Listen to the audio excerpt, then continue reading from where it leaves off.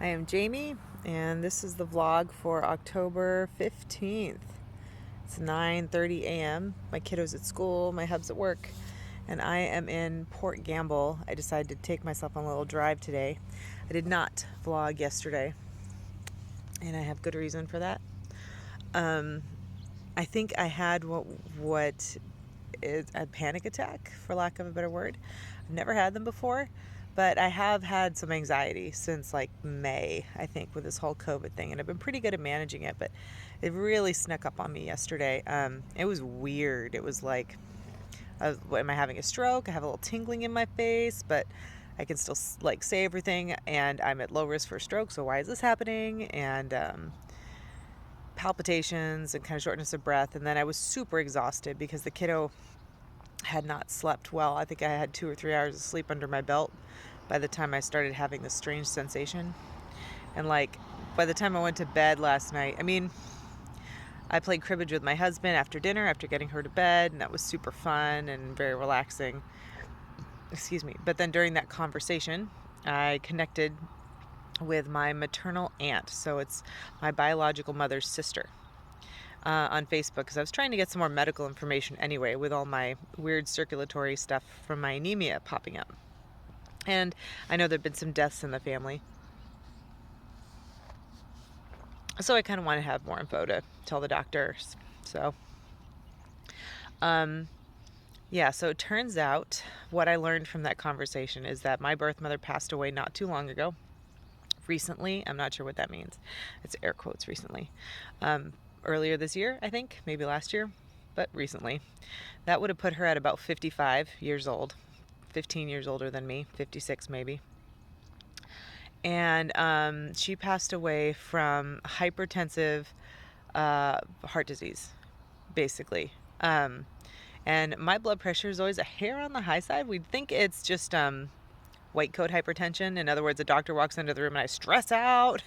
My body spikes it, but it runs a little on the high side. It tends to when I get stressed. I think most people's tend to, but I know since I've put on some weight, it's probably become more often on the high side. So I'm going to look into that. I also know that our lifestyles are very different. She smoked. I do not. I do drink a lot of caffeine, so I'm going to be cutting back on that. And trying to manage my stress. But I think the whole thing threw me for a loop. I mean, it's a strange relationship / emotional, connection with somebody who's biologically related to you, but who honestly you don't really know. And then when you do get to know them, there's definitely decisions you would have made differently in your life. So it's unusual. I'm really grateful that for my biological father, when my dad died, my dad that raised me died, he didn't step in and try to be dad. He's just been my friend, which has been great.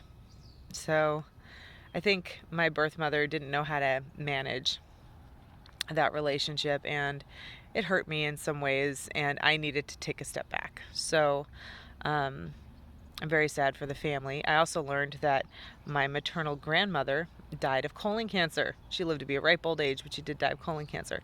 So it's something I kind of want to put on my radar, as I get older here.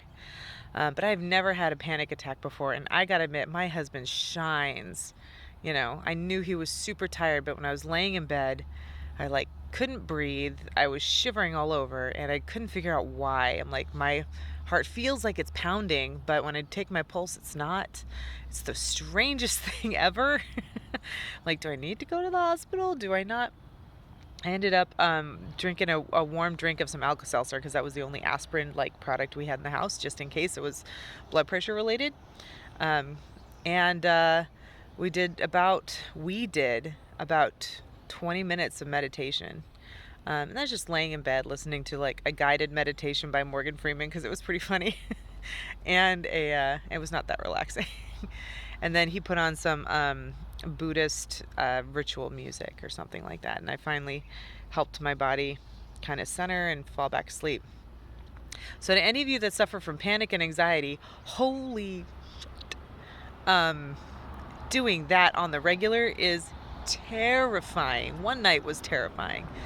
So today I'm giving myself a little grace And my morning client canceled anyway. So I ordered myself a hot chocolate, not coffee, hot chocolate, still a little caffeine, a little sugar, and a piece of banana bread. Because I don't even usually eat gluten, so it's kind of a treat for me.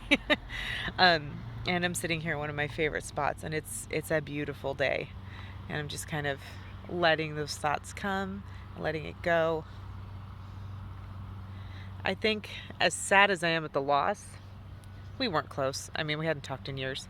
Um, the terrifying thing is to think of following in those footsteps and leaving my own family in 15 years.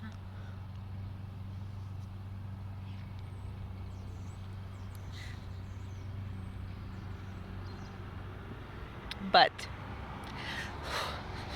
I remind myself that that's not me. It's not a death sentence. I'm not doomed.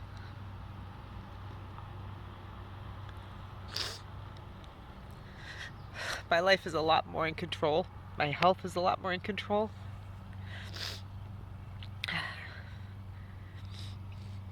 It's DNA. It's a predisposition. It's not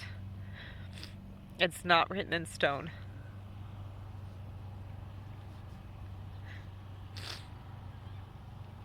And I'm going to figure this thing out.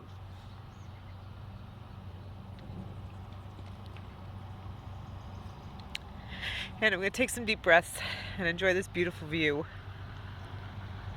Cry a little more. It's way healthier than a panic attack. And come back and enjoy the day. So, today's going to be good. Tomorrow better be better.